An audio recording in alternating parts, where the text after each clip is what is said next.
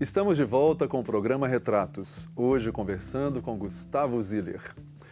Gustavo, no último bloco a gente estava começando a falar da sua preparação para enfrentar esses 7 desafios, dos 7 cumes do mundo, que quando eu comecei a ler eu me lembrei da minha infância, tinha uma obra que eu gostava muito que era Os 12 Trabalhos de Hércules. Aí eu pensei, agora são os 7 trabalhos de Ziller. É por aí, é cada um mais árduo que o outro.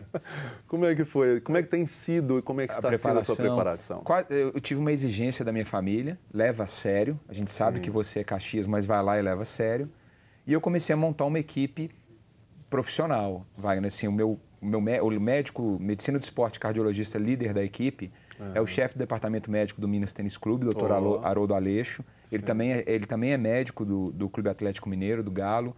O ortopedista é o Otaviano, o ortopedista do Atlético, do Galo. O fisioterapeuta é o Ricardo Vidal, que já foi fisioterapeuta do Minas, já foi fisioterapeuta do América. Enfim, é uma equipe, tem uma série de pessoas muito bem assessorado, né? A pessoa de montanha, que é meu mentor, é o Máximo Cauti, que hoje é o principal nome do montanhismo latino-americano. Ele é recordista mundial de cumes de 6.000 metros. É uma figura, um ser humano incrível e um profissional de montanha exemplar. Então, essa turma que me treina. É um treinamento de atleta mesmo. Eu treino em 2 períodos por dia, tem treinamento cardiovascular e treinamento funcional, faço yoga, meditação, uma série de coisas. O montanhismo é um esporte que te expõe às intempéries do tempo durante um período muito grande. Então, você também, no treinamento em solo, principalmente no Brasil, que não tem altitude que eu enfrento quando eu estou na montanha, a gente treina de tudo um pouco, justamente para estressar meu corpo em situações que eu não esperava ser estressado. Basicamente, esse é um treinamento de montanha, entendeu? Bom, e você, nesse projeto, vai se transformar no primeiro montanhista não profissional do Brasil a escalar os 7 cumes. Em 30 meses na primeira tentativa. Em 30 meses na primeira tentativa. É muito ousado esse rapaz. Atrevido. Muito atrevido. Aí eu te pergunto, para um projeto de tamanha complexidade e amplitude, você precisaria de apoio, de patrocínio. Você conseguiu isso? A gente está no processo. A gente acabou de terminar o que a gente chama de fase 1 do projeto, que foram as 3 primeiras montanhas. 3 montanhas em 2015, 3 em 2016 e em 2017 o grande finale, que é o Everest, que é a maior montanha do mundo. Né? Como você disse, deixou a cereja do bolo para o final. Para o final. E até porque, como é a mais difícil, a mais inóspita, a mais tudo, você tem que aí eu já estou passando pelas outras. Vou passando pelas outras e vou me preparando durante o processo. No final da primeira fase, a gente conseguiu 2 coisas que foram fundamentais para o treinamento e para o projeto todo. Eu sou patrocinado pela The North Face, né, e que é uma marca importantíssima para a vida outdoor, montanhismo, para a escalada mundial. Então, equipamento de primeira qualidade, uma série de coisas que faz uma diferença absurda, né? Assim, pode salvar a sua vida. Sim. Sou patrocinado pela Spot Brasil. A Spot é um rastreador via satélite que tem um mecanismo de SOS que, no limite, eu posso enfrentar, sei lá, uma avalanche numa montanha, e se eu aperto esse botão de SOS, ele aciona um resgate na hora para mim. Então, isso também é uma coisa incrível. E ele tem um telefone satelital. Eu consigo falar com a minha família da montanha. Olha que interessante. Então, mantenho a turma, sabe, tranquila de que está tudo sob controle, a expedição está indo bem. Ele me rastreia na montanha, as pessoas conseguem seguir as expedições em tempo real. Né? E o canal Off. O canal Off é hoje a casa dos 7 cumes, é onde que os programas vão ao ar, depois entra na programação do Now, de TV a cabo, etc. Mas é o Off que no final do dia viabiliza as nossas expedições à montanha, né? Então a gente está conseguindo realizar dessa forma. É claro que ainda tem algumas lacunas a serem preenchidas que a gente está trabalhando para tentar ficar com tudo nos eixos aí. Então o canal Off, ele faz todo o registro, a documentação da sua escalada e depois transforma isso em episódios para televisão. Isso, exatamente isso? Exatamente, perfeito. Que interessante, muito legal. Eu queria também começar a falar sobre o projeto em si, né? A primeira montanha que você resolveu escalar, né, foi logo o Aconcagua, que é a montanha mais alta aqui da América do Sul, que está ali na Argentina, próximo da divisa com o Chile. E lembrando desse ditado popular, né, que a primeira experiência a gente nunca esquece, a primeira vez, né, a gente nunca esquece. Eu queria que você contasse um pouco dessa experiência de subir o Aconcagua, como foi isso para você, o que significou começar esse projeto nessa montanha, que é uma montanha mitológica, né? E como é que foi esse seu diálogo com a montanha? Eu queria saber se ela te acolheu ou se ela teve algum momento assim de repulsa, de dificuldade maior. O Aconcagua, eu imaginei que, tá aqui do lado, na Argentina, logística é tranquila, vai ser uma escalada tranquila, né? O Aconcagua é a segunda montanha mais alta do projeto. Tem quase 7.000 metros, 6.962. Se você tirar a Cordilheira dos Himalaias, Nepal, Tibete, Paquistão, da Terra, o Aconcagua é o ponto mais alto da Terra, do planeta. Né? Eu cheguei lá muito apreensivo, por algumas razões. Eu estava com uma equipe de TV, era tudo muito novo para mim, era a minha primeira montanha de altitude, eu nunca tinha feito aquilo na vida. Estava preparado fisicamente, mentalmente, mas era tudo muito novo. Então foi uma escalada que eu dialoguei muito com o fracasso. Todo momento eu pensava, poxa, já começar a primeira não conseguindo, eu tenho um acordo com o OFF, a gente inclusive vai documentar se a gente eventualmente não chegar no cume. Né?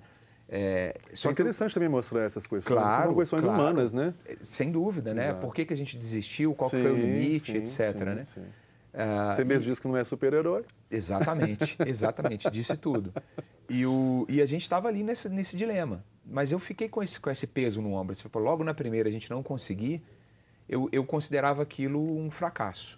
Né? Isso, eu briguei muito com esse sentimento durante toda a aproximação da montanha e a subida final para os campos avançados e o ataque ao cume. E o Aconcagua teve um episódio que me deixou impressionado e que me fez questionar se eu realmente tinha tomado a decisão certa. Né? Que a gente chegando no cume do Aconcagua tem uma região que chama Canaleta, que é a região mais técnica e a região que é onde que 60% das pessoas desistem, a 60 e poucos metros do cume. E quando a gente chegou ali, Wagner, a gente viu o resgate de um polonês que tinha falecido há 2 dias antes no cume, 53 anos. Puxa vida. Teve um ataque cardíaco e estava descendo carregado pela polícia de montanha. Nossa, esse impacto emocional para vocês deve ter sido doloroso. Foi assim, eu olhei para o cinegrafista, para o Gabriel, que é da nossa equipe também, e falei, Gabriel, se você, assim, sabe aquela olhada de adolescente? Desiste que eu desisto também? Me ajuda a desistir? Me ajuda a desistir? Exatamente. Né? E a gente... aí o Máximo, que é o terceiro integrante do nosso time, foi super espirituoso na hora, juntou a gente, mais uma brasileira que estava com a gente, que é a Ive, que se tornou uma grande amiga, estava em prantos nessa hora. Nossa Senhora. Falou assim, gente, vocês estão bem, vocês não estão com mal de montanha, não tem ninguém aqui com lábio branco, vocês estão oxigenando, a saturação está ótima.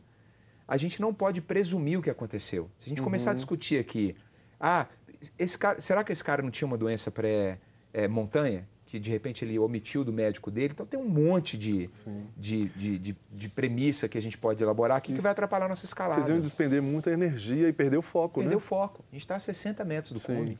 Vamos embora. Foi quando a gente entrou de novo no foco e conseguimos finalizar a escalada.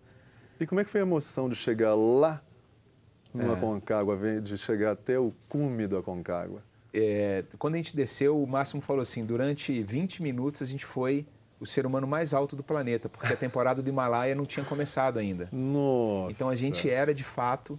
Que incrível essa sensação deve ser, hein? Incrível. E a gente, nossa, e o tempo estava lindo, céu azul. Vocês viram o mundo do alto. Mundo do alto. Que legal. E uma sensação de conquista, né, pessoal. Nossa, fantástico. Fantástico. Eu acho que esse é o grande barato do montanhismo. Não é chegar no cume, não é a conquista do cume, mas é a sua realização no processo, na jornada, né? E isso foi incrível. Você fica mais fortalecido também, Nossa né? Senhora. Inclusive, para poder enfrentar a segunda montanha, que 4 meses depois você estava lá na África para poder escalar o Kilimanjaro, que é o cume da África e que está na Tanzânia, né? Isso. Inclusive, eu vi o Kilimanjaro quando eu fui ao Serengeti, né? Na Tanzânia, mas eu vi de baixo para cima, eu nunca vi lá no alto. Você ficou impressionado, porque o Kilimanjaro é a maior proeminência da Terra. É lindo, Ele, ao contrário do Aconcagua que está na Cordilheira dos Andes, que é um sentinela, é muita pedra, é uma coisa imponente por causa disso. O Kilimanjaro é imponente porque ele é um Ele é proeminente, É né? um vulcão no meio do nada. Né? Ele se destaca na paisagem, né? Tanto que eles chamam de Montanha do Deus. E é linda a montanha. Lindo. A montanha mais bonita é uma que você bate o olho e fala, esse é o Kilimanjaro, né? Exatamente. É lindo mesmo. E como é que foi essa sua escalada no Kilimanjaro? O Kilimanjaro, ele foi uma escalada riquíssima culturalmente. Eu fui impactado. Você estava lá, você sabe o que eu vou falar. Pela África, que é de fato um continente maravilhoso. É mitológico, eu acho que ele traz uma carga de ancestralidade tão grande que a gente parece que volta ao útero do mundo, né? Uma coisa impressionante. Você descreveu minha sensação na montanha. O povo é incrível da Tanzânia. Então você foi lá e eu fui com você. Tá vendo? Estava lá. Tá vendo? O povo lá é incrível, você deve ter percebido isso também. Maravilhoso. E o Kilimanjaro tem uma coisa diferente do Aconcagua. A vegetação é riquíssima. A gente entra na floresta equatorial, passa por uma floresta de altitude, vai para pedra pura, depois é gelo puro, é muita variedade. Então você fica o tempo inteiro tomando susto, né? Fascinado.